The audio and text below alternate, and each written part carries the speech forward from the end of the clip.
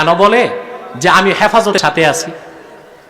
আমি হেফাজতকে ভালোবাসি একটা কারণ, আর আমার দৃষ্টিতে হেফাজত হচ্ছে বাংলাদেশের সুপ্রিম ফোর্স। দরকার আছে বাংলাদেশ। আমরা জিয়ারতে বিশ্বাসী, পূজায় বিশ্বাসী না। আমরা পীরি মুরিদিতে বিশ্বাসী, পীর পূজায় বিশ্বাসী নয়। ঠিক কিনা? তারা সুদীর্ঘ 2টি মাস আপনারা দেখেছেন আমাকে প্রত্যেকটা স্টেজে গালিগালাজ করছে, আব্বাসী ওহাবি হয়ে গেছে। আমি যদি ওহাবি হই তো বাংলাদেশে সুন্নিকে।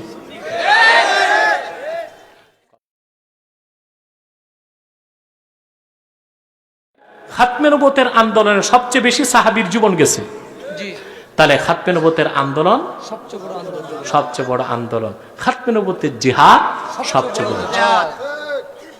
আর সেই একটি কারণে বাংলাদেশে কিছু সুন্নি আলেম আছেন, দাবিদার সুন্নি, তারা আমাকে ওহাবি বলে।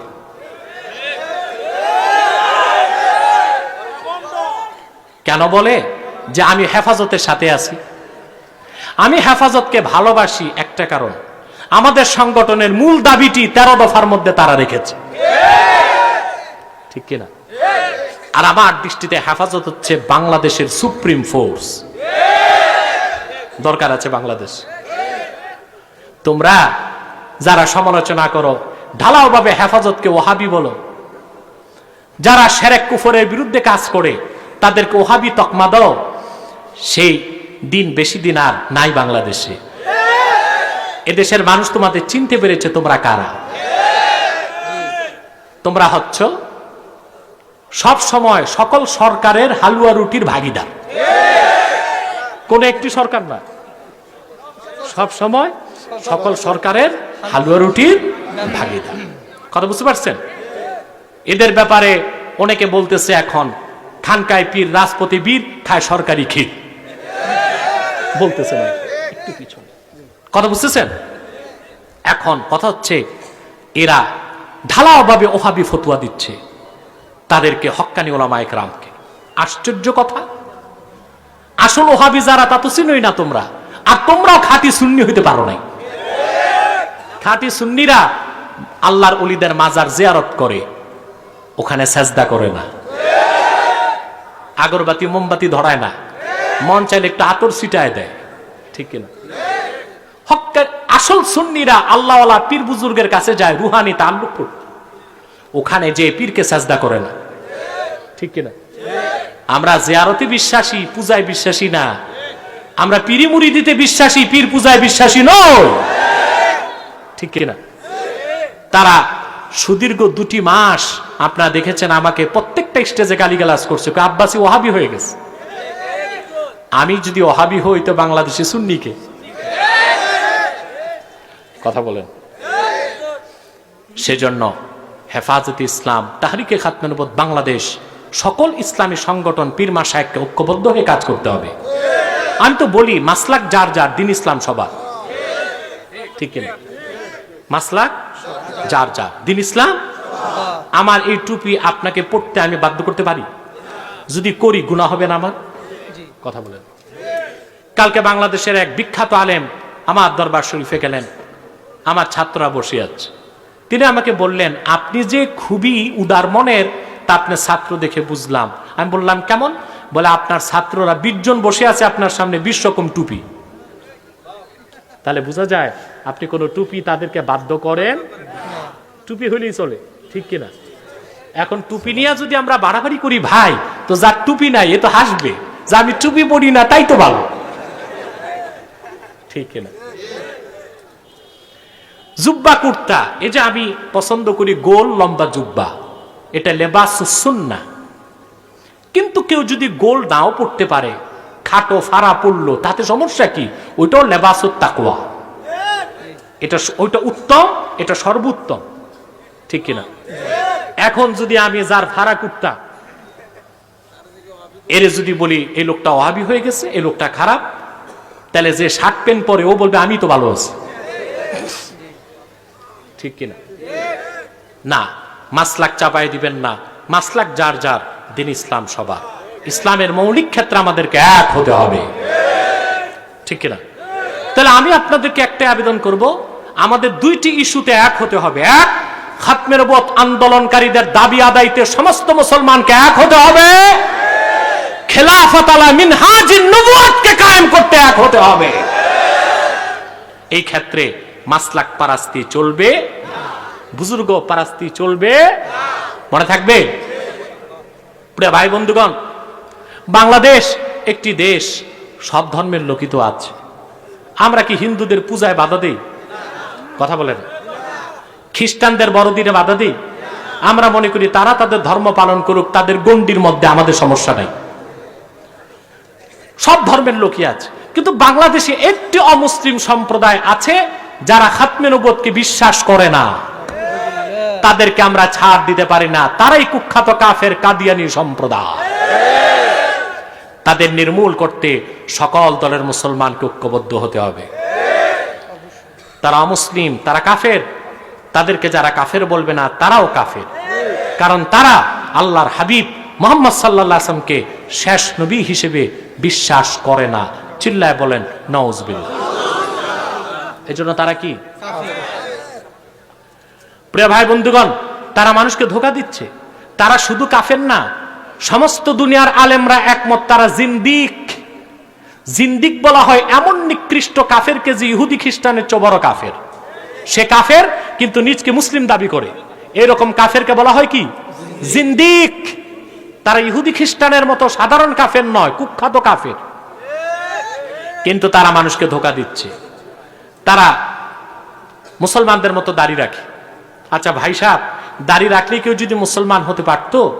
এই ইউটিউবওয়ালা, এত স্থির হয়ে না, একটু বস, একটু বস, একটু বস।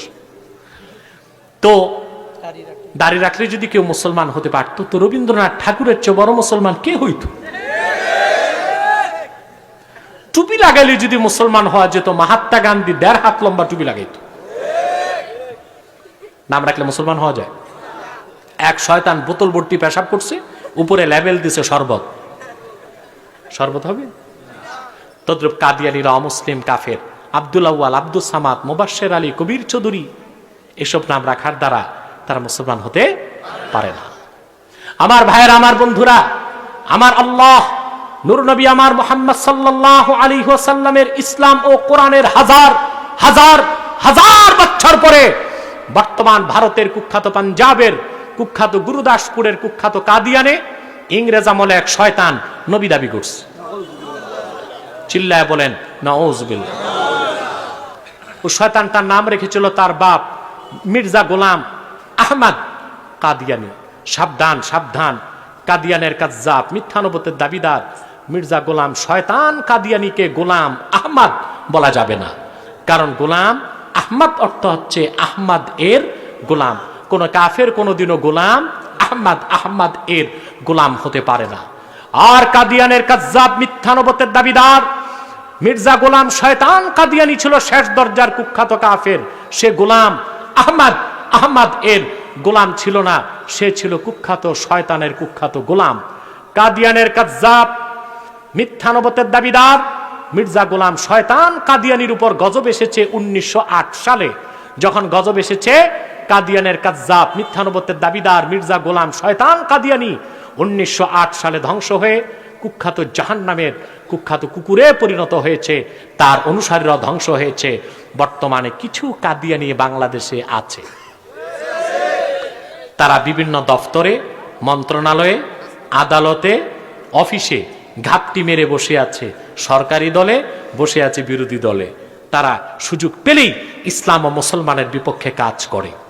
আপনারা জানেন 2016 সালে শিক্ষা কমিশনের যাকে চেয়ারম্যান বানানো হয়েছিল কবির চৌধুরী, সে ছিল কাদিয়ানী। সেজন্য অত্যন্ত চক্রান্তের মাধ্যমে সে নাস্তিকতাপূর্ণ শিক্ষা ব্যবস্থার একটা ফর্মুলা দিয়ে গিয়েছে। আর সে কারণেই বর্তমানে নবম থেকে উচ্চ মাধ্যমিক পর্যন্ত ইসলামিয়াত শিক্ষা পড়া যাবে, পরীক্ষা নাই, অর্থাৎ কেউ যেন ধর্ম বই না পড়ে সেই ব্যবস্থা করা হয়েছে। নবম থেকে অনার্স পর্যন্ত বায়োলজি, জুলজিতে ডারউইনের দ্য থিওরি অফ এভুলেশন, বিবর্তনবাদ, বানর থেকে মানুষ, এ তত্ত্ব ঢুকায় দেওয়া হয়েছে। গোটা জাতিকে নাস্তিক বানাবার এক চক্রান্ত করেছে এক অমুসলিম কাফের কাদিয়ানী কুখ্যাত কবির চৌধুরী। এইরকম ভাবে কাদিয়ানীরা বিভিন্ন দফতরে অফিসে বসে ইসলাম ও মুসলমানের বিপক্ষে চক্রান্ত করে যাচ্ছে। তারা নাম পরিবর্তন করে করে মিথ্যা পরিচয় দেয়। কখনো নিজেদের পরিচয় দেয় আহমদী জামাত, কখনো বলে আহমদিয়া জামাত, কখনো বলে আহমদী সম্প্রদায়, কখনো বলে আহমদিয়া সম্প্রদায়, কখনো বলে আহমদী মুসলিম জামাত, কখনো বলে আহমদিয়া মুসলিম জামাত। সাবধান, যত কাদিয়ানি ছিল আছে থাকবে, তারা কেউ আহমদী জামাত নয়, আহমদিয়া জামাত নয়, আহমদী সম্প্রদায় নয়, আহমদিয়া সম্প্রদায় নয়, আহমদী মুসলিম জামাত নয়, আহমদিয়া মুসলিম জামাত নয়। তারা শয়তানি জামাত, কুখ্যাত জাহান্নামের কুখ্যাত কুকুরের দল। আমাদের সকল দলের একটাই দাবি, অনতিবিলম্বে স্বাধীন বাংলায় শয়তান কাদিয়ানীদেরকে রাষ্ট্রীয়ভাবে অমুসলিম ঘোষণা করতেই হবে, করতেই হবে, করতেই হবে। এই দাবি আদায়ে তাহরিকে খাতমে নবুওয়াত বাংলাদেশের ব্যানারে যদি জানমাল দিতে হয়, কারা কারা প্রস্তুত আছো হাত তুলে দেখাও।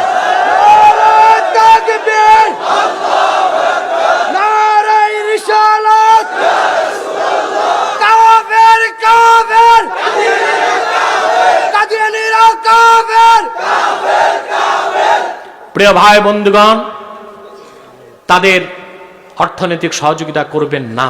করবেন? আপনারা করেন। প্রাণ কোম্পানির যত জিনিস তাদের, সেজানবেন না, বেচবেন না, মনে থাকবে। বিদায় বেলা আরেকটা নসিহাত, করোনা ভাইরাসের চেয়ে মারাত্মক আরেকটা ভাইরাস বাংলাদেশে ছড়ায় গেছে, বলবো? সুদ।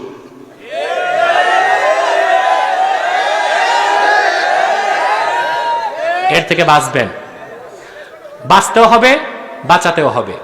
বাঁচবেন কিভাবে? সুদ খাবেন না, নিবেন না। বাঁচাবেন কিভাবে? কোন স্বীকৃত সুদখোরকে মসজিদ কমিটি, মাদ্রাসা কমিটি, ওয়াজ কমিটিতে জায়গা দিবেন না, এবং তাদেরকে পঞ্চায়েতের মাতবরি দিবেন না। মনে থাকবে? মনে রাখবেন, যে সুদ খায় সে কত বড় গুনাহগার। হাদিসে এসেছে, আকলু দিরহামিম মিনার রিবা আশাদ্দু মিন 33 জানিয়াতান ইয়াজনিহা আর-রাজুল। এক দিরহাম সুদ খাওয়া, আরব আমিরাতের এক দিরহাম বাংলাদেশের 22 টাকা। এই 22 টাকা পরিমাণ সুদ খেলে 33 বার জিনা করার চেয়ে বড় গুনাহ হয়। সুদ থেকে বাঁচতে হবে, রাজি আছেন? আর সুদখোরকে মসজিদ কমিটি, মাদ্রাসা কমিটি, ওয়াজ কমিটিতে জায়গা, কথা বলেন, পঞ্চায়েত কমিটি তো, আর যদি ইলেকশনে দাঁড়ায় দিবেন না। তাদেরকে সামাজিকভাবে বর্জন করতে হবে। সুদ খাবেন না, দিবেন না, ঘুষ খাবেন না, দিবেন না। পারবেন তো ইনশাআল্লাহ?